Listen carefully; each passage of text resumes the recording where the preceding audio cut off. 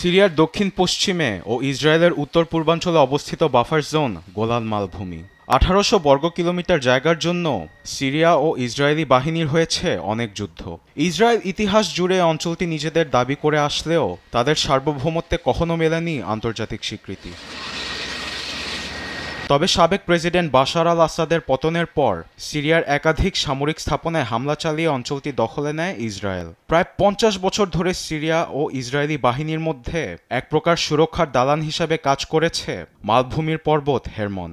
কিন্তু এখন সেখানে অবস্থান করছে ইসরায়েলি সৈন্য ও নানা সামরিক যানবাহন। কিন্তু কেন এ জায়গাটি দখল করতে মরিয়া হয়ে উঠেছে নেতানিয়াহু, তা নিয়ে চলছে চুলচেরা বিশ্লেষণ। সিরিয়ার সর্বোচ্চ স্থানে অবস্থান করছে মালভূমির হেরমন পর্বতের চূড়া। সিরিয়া সহ লেবানন ও ইসরায়েলের অনেক অঞ্চল দেখা যায় এ পর্বত থেকে। ভৌগোলিকভাবে এর কৌশলগত গুরুত্ব অনেক, বলেছেন বিশেষজ্ঞরা। এছাড়াও গোলান মালভূমি থেকে মাত্র 60 কিলোমিটার উত্তরে সিরিয়ার রাজধানী দামেস্ক, যার কারণে সেখানে নজর রাখা অনেক সহজ হবে ইসরায়েল বাহিনীর। এর পাশাপাশি গোলানের পর্বতগুলোতে সামরিক স্থাপনার মাধ্যমে অতি সহজেই সিরিয়ার যে কোনো লক্ষ্যবস্তুতে মিসাইল হামলা চালাতে পারবে ইসরায়েল। এছাড়াও শুষ্ক মৌসুমে গোলান মালভূমি হচ্ছে পানির উৎস।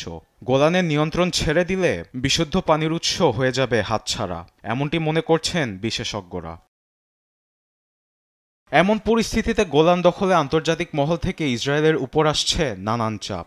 এরই মধ্যে ইসরায়েলের বিরুদ্ধে সিরিয়ার সীমারেখা অতিক্রম করার অভিযোগ করেছেন বিপ্লবী নেতা মোহাম্মদ আল জুলানি। তবে গোলান সাময়িক সময়ের জন্য দখল করা হয়েছে, এমনটি দাবি করেছেন প্রেসিডেন্ট নেতানিয়াহু। গোলান মালভূমিতে ইসরায়েল বাসিন্দাদের নিরাপত্তার জন্য সামরিক ঘাঁটি স্থাপনের যুক্তি দিয়েছেন তিনি। 1974 সালে সিরিয়া ও ইসরায়েলের মধ্যকার চুক্তি ভঙ্গ করে গোলান মালভূমি দখলে নিয়েছে নেতানিয়াহু। সেখান থেকে পুরো সিরিয়া জুড়ে চালানো হয় ইসরায়েলি আগ্রাসন। আরবিদ আফসার, নিউজ ডেস্ক, দেশ টিভি।